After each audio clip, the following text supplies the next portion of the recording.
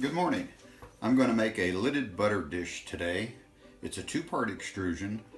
You're going to have something to support this top piece once it's extruded.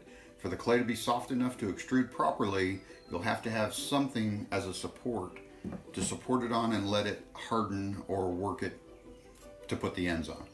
What I'm going to use is a piece of pink foam. You can get this at most of the home stores, Home Depot, Lowe's, that kind of thing.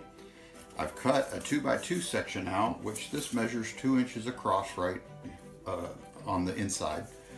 I want to cut this to a length that I can use depending on how long I want my butter dish.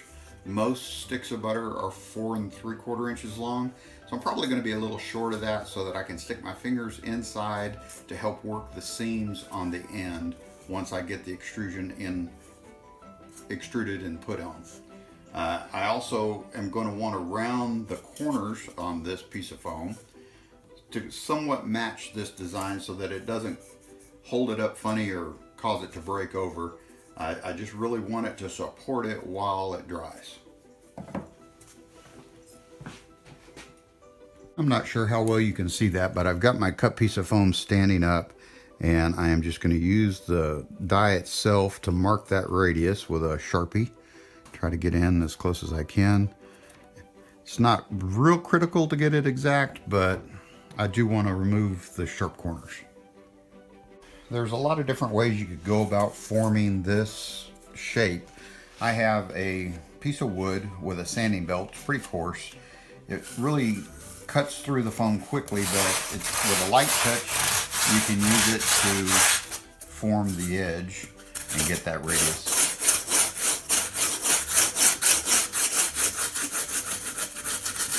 Still haven't cut my block to length. It's quite a bit longer than I need. Just knock these radiuses off first. I'm only doing this on the inside.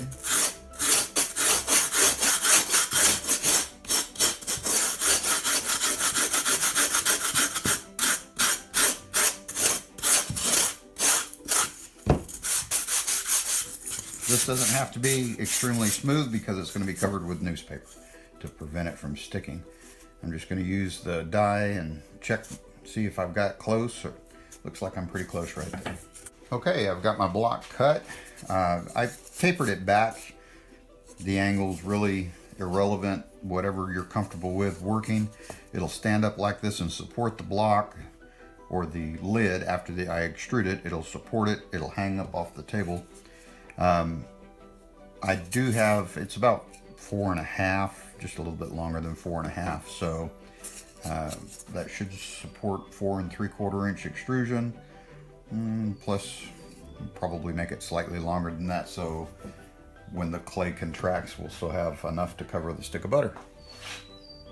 As you're fabricating something to support your extrusion, make sure that you get a piece long enough that it'll support it without the bottom of the extrusion resting on the table. Always make sure that your clay is well wedged. Fewer air pockets you can get in it, the better off you'll be.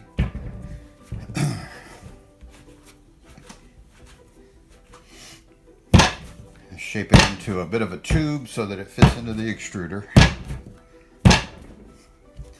My clay is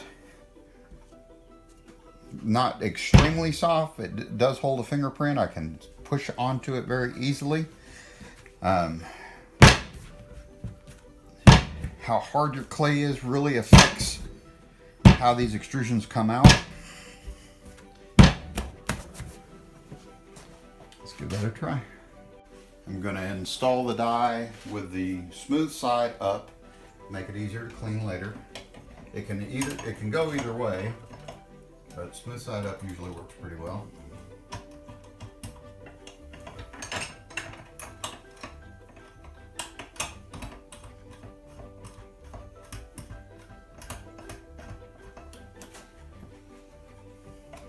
Just want to check inside to make sure that it's clearing the walls and about centering the tube to make it a little bit easier for me when I get ready to cut.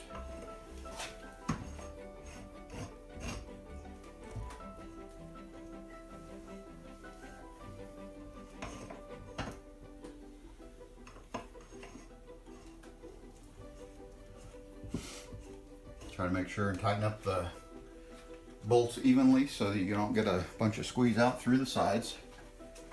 The extruder is extremely dirty at the moment, but we'll see how that works out.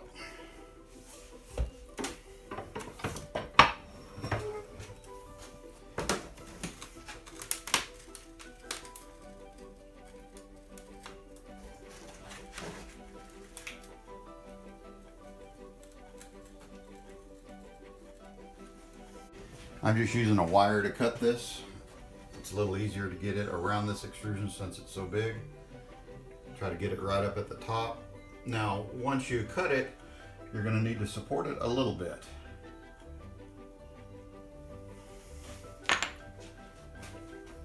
That's how it came out. And I'm trying to just touch it on the inside so that I don't leave a whole lot of fingerprints. And boy, don't I wish that was wrapped in paper right now. Let me just pause this camera. As you wrap your foam in newspaper, make sure that you have the bottom where it'll open. That way you can untape the bottom and pull the foam out and then pull the newspaper out if for some reason it starts to shrink on your form. If you leave it on the form for too long, it's going to shrink and probably break apart. Okay, so gift wrapping was never my strong suit, but I've got this wrapped fairly well. This extrusion is just a little bit short. It would probably work, but I think I'm gonna extrude another piece here and get it just a little longer. I cut that one off right at 4 3/4, and I'm really looking for something a little longer than that to work with initially. So I extruded a little bit more on the same block, and then try to cut that off. Supporting it down at the base. Your clay should be stiff enough to be able to handle at this point. So I'm going to cut this end off. I'm just going to kind of set that up there. It's got a little bit of a arch to it. Flatten it back out. Some of that will go away when I cut that end off. I like to use a wire tool, gives me a little bit better cut, and I'm going to shoot for about 4 7/8, I guess. Actually, I'm going to shoot for about 5 inches. Let's go 5 inch on this, and just try to cut straight down and not on top of the form. Scoop the form down a little bit and try it again. There we go. All right. I'm going to remove the die and use the die as a template to cut the slab, that piece that I need for the end. I've loosened the nuts, but I still have a piece of clay. I don't know if you can see it. It's underneath here, still sticking out through the bottom. I don't really want to empty all the clay out. I want to extrude the bottom piece of the butter dish die.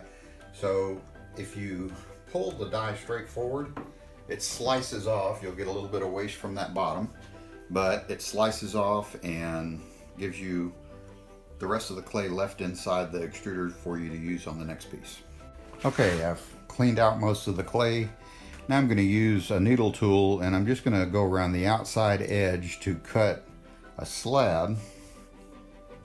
I've got a piece of clay here that I wedged and just threw down onto the table to make it thin enough. It's really not anything too impressive. I did not use a slab roller on this particular piece.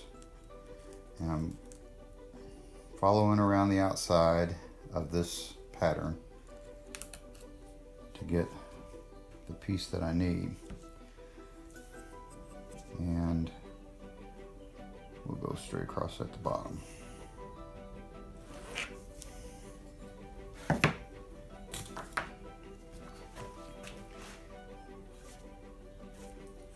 You can do it like that, and it'll give you a piece that I just distorted. It'll give you a piece that should fit on the end. And my slab is really, really thick. Probably could be a lot thinner than that. That'll fit on the end, it'll fit and match. All you need to do is score and slip and attach this. And I'll go ahead and do another for the other end. Okay, I'm going to score.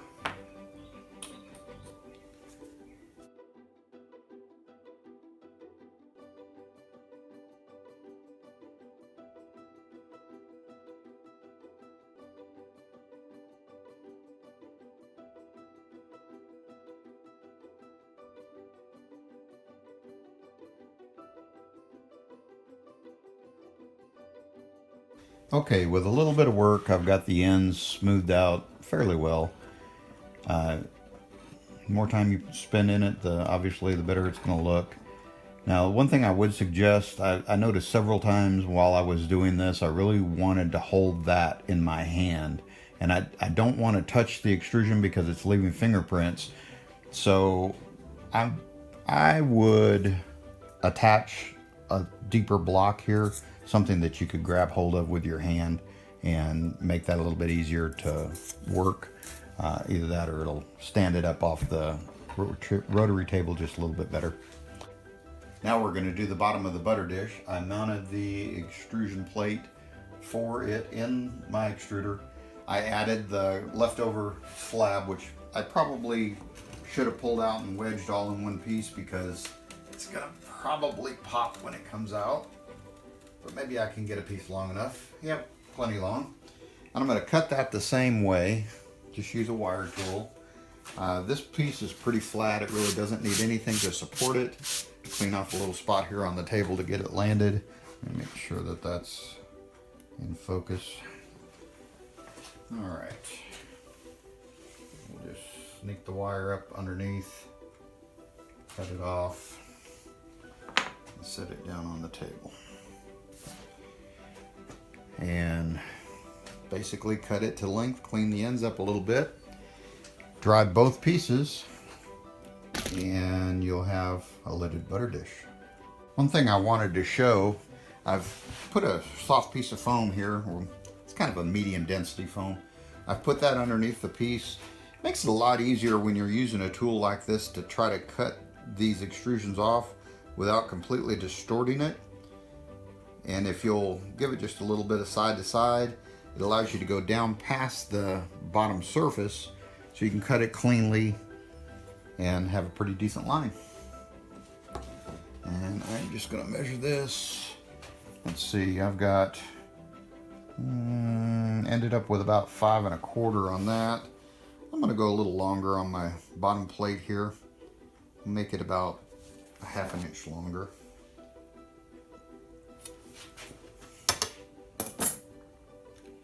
Same way over here, just kind of saw the wire through, separate it, and there it is. That piece is still very soft. Try to handle it minimally until it hardens up a little bit, and then you can kind of clean the ends up just slightly.